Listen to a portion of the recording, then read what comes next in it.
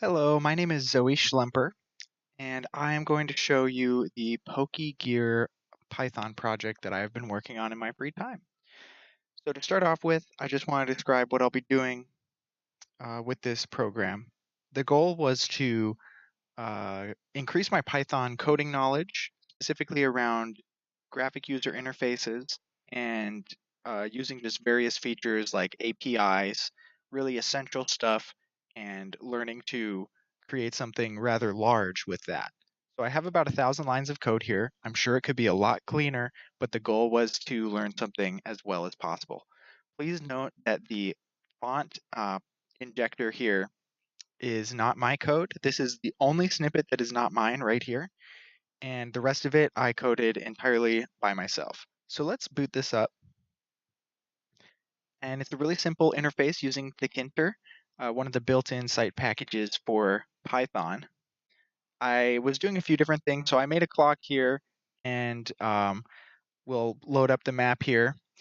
So this uses a few different features of Tkinter. You've got a button for the towns that displays some info there. And when you click on a route, it displays all of the Pokemon on this route. So this is just a fan project to kind of mess around with some different features. And you can add Pokemon to a favorites list here. Then you can take them off the favorites list like that. So you see there's still a few little features that need to be fixed, but for the most part it's working really well. You can see my log in the background going crazy. I know I need to switch to the debug log instead of just using print commands. So that's something that I'll work on. All of these graphics, everything here was made by me.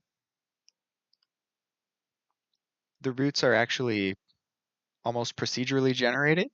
So you just tell it how to draw the line and it will draw the line as it's supposed to. You do have to add the corners on your own, but they attach themselves to whichever route you want to. So if I click on this corner, it'll attach it to this route because I told it to do that. Then if you click on a cave, it will pull up information about that cave as well.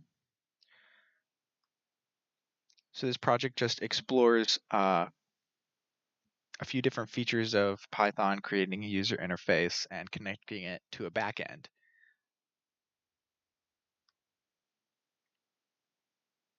Here's a little description.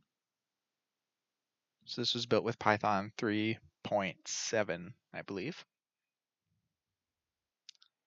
All right, that's all I've got. Thank you very much.